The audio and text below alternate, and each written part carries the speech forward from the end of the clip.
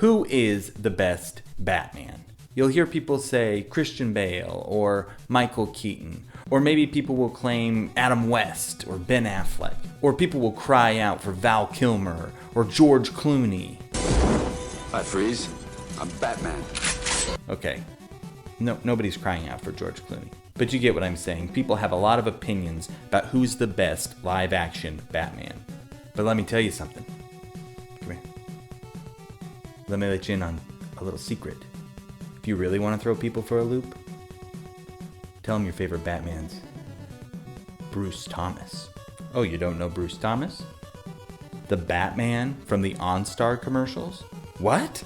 You didn't know that Batman starred in a series of TV commercials put out by General Motors for their product OnStar, in which he fights a series of villains, including the likes of Joker, Riddler, and Penguin? Are you even a fan? And as crazy as all that sounds, Batman's adventures as a TV advertising mascot did not start there. People have been using Batman to advertise on television for decades. So let's strap in and talk about Batman and his history in television commercials.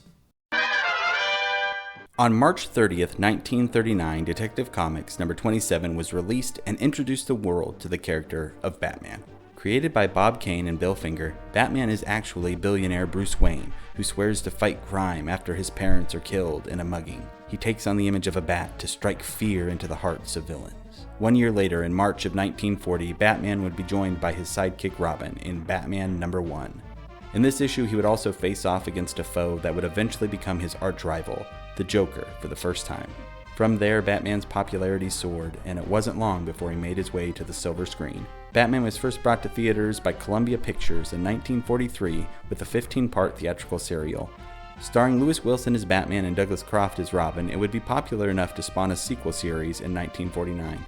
The continued success of the comics would then lead to the creation of the Batman TV show, which originally aired from January of 1966 to March of 1968, with a movie based on the show being released in July of 1966. In the show, Adam West starred as Batman, with Robin being played by Burt Ward. They were joined by an iconic cast, including Cesar Romero as the Joker, Julie Newmar as Catwoman, Burgess Meredith as the Penguin, Lee Merriweather as Catwoman, Frank Gorshin as the Riddler, and Eartha Kitt as Catwoman.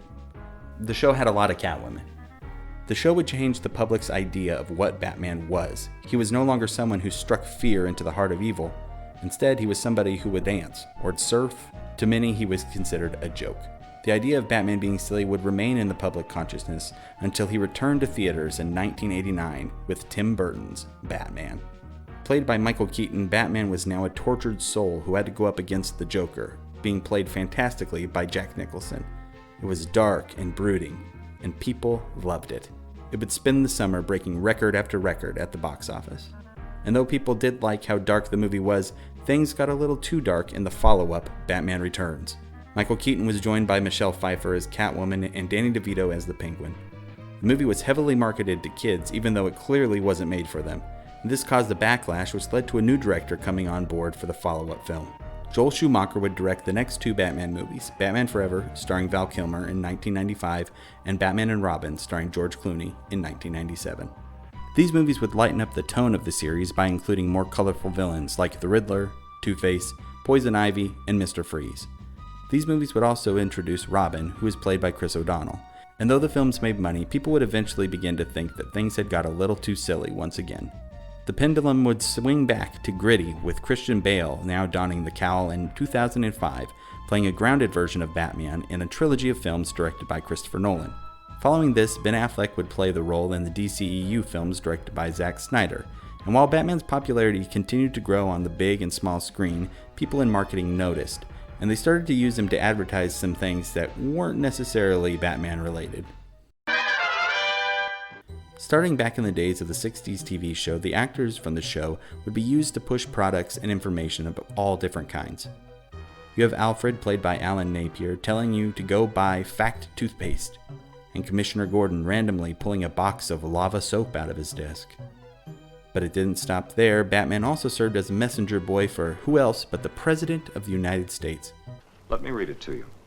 I salute the boys and girls who are buying United States savings stamps and bonds through the Treasury's School Savings Program. This really fed into the image of Batman at the time. But the PSAs didn't just stay over here in the United States. Batman also took the time to fly to England and talk to them about road safety. I love how long this shot holds on them. He just has to hold that kid forever. You can tell it isn't a freeze frame because of how much the kid is blinking. I just think it is so funny. The final commercial from this era that I could find doesn't actually paint Batman in the best light. Batgirl, played by Yvonne Craig, shows up to save Batman and Robin, who have managed to get themselves into some trouble. Henry, it's Batgirl. Quick, Batgirl, untie us before it's too late. It's already too late. I've worked for you a long time, and I'm paid less than Robin. Holy discontent. Same job, same employer means equal pay for men and women. No time for jokes, Batgirl. That's right, Batgirl ends up holding her boss hostage unless he agrees to pay her. And though that was the last ad to feature any actors from the old show, the aesthetic was used one more time in 1986 to advertise for a store called Zane. And even though they updated Batman's costume and the impressions aren't great, it still captures the tone of the TV show well. Though you would think it would still be easier for him to go shopping as Bruce Wayne. Remember the Christmas spirit, Robin. Right, Batman. It was only 3 years later that Batmania swept the world with Tim Burton's film coming to theaters, and with all of that happening, it was the perfect time to use the Caped Crusader as a mascot once again. Only now, Batman wouldn't fight tooth decay, he would help cause it. The story of this commercial is simple. Wayne Manor is out of Diet Coke. It really does sound stupid when you say it out loud. This is the commercial I get the most nostalgic for. It was on the VHS copy of Batman that my family had, and so every time I would put that movie in, I would see this ad. And hearing this jingle Just for the taste of it, Diet Coke. takes me back every time. It wasn't until researching this video that I found out there was a sequel ad to this that came out when Batman Returns was in theaters. This time, the power is going out all over Gotham City, which means Batman can't get a Diet Coke. Very high stakes. But now we get to the whole reason I even wanted to make this video, to let more people know about the Batman OnStar commercials.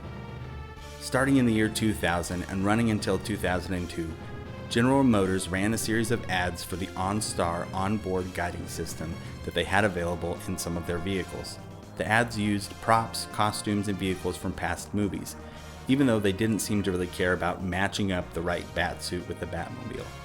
At least 2 of the ads would be directed by the director of the film What Dreams May Come, Vincent Ward. As mentioned before, the ads would star Bruce Thomas as Batman. And man, does that guy have the voice and the chin for the job. He also appeared as Batman in an uncredited, non-speaking role in the short-lived TV show Birds of Prey. And if when you're looking at this guy he looks familiar to you, you might be recognizing him from his most famous role as the UPS guy in the Legally Blonde movies. In one of the ads, Michael Gow repraises his role as Alfred, who he had played during the Burton and Schumacher films. We even get 3 villains featured in the series of ads. The first is the Joker, played by Curtis Armstrong. That's right, Booger from Revenge of the Nerds. I had no idea it was him, but it seems like he's having a blast playing the part. The Riddler shows up to rob a bank in one of the commercials, and to be honest, he's my least favorite performance from any of the villains. He's just being a dollar store version of Jim Carrey. Brian Stepanek would go on to play Arwen in The Sweet Life of Zack and Cody, which is where I recognize him from. And now if we're going to pick an S-tier performance from these commercials though, it would be whoever is playing the Penguin. I have tried to find this guy's name, but I can't anywhere online. If you know who this is or find out the information, please let me know in the comments below. The yells that the Penguin makes as the helicopter is crashing makes me laugh every time. And then finally, rounding out the cast is Brooke Burns as Vicky Vale. The story of these commercials is that Alfred has installed OnStar into the Batmobile. So now the Batmobile can do all kinds of neat things that it couldn't do before. You know, like make phone calls. Batman! Okay, maybe the Batmobile isn't improved by having OnStar. And I just need real quick to point out the windshield wipers on this thing. Now, besides some Walmart commercials that just feature the Batmobile, the only recent ad featuring Batman that stands out to me is a Super Bowl commercial that aired on February 7th of 2016, in which Ben Affleck plays Bruce Wayne doing an ad for Turkish Airlines. So in the TV spot, he talks about the real airline flying to the fictional city of Gotham City, which all just strikes me as a little weird and confusing. As crazy as all these ads are, I kind of love that they exist. They serve as a little time capsule of what people thought of Batman at the time that they came out. Whether Batman was a kind and friendly protector of the peace who you would be comfortable letting your kids cross the street with, or a rubber-clad vigilante who battled colorful villains, or maybe he was just somebody who really liked Diet Coke. Batman has been and will continue to be a huge part of pop culture, and I personally cannot wait to see what comes next.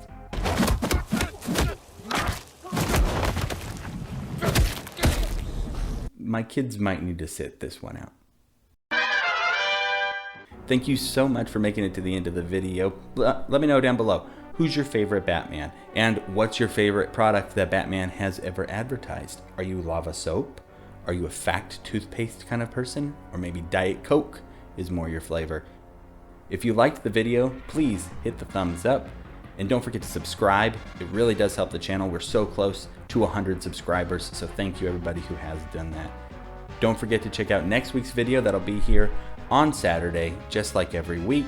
So you have a great week, and we will see you then.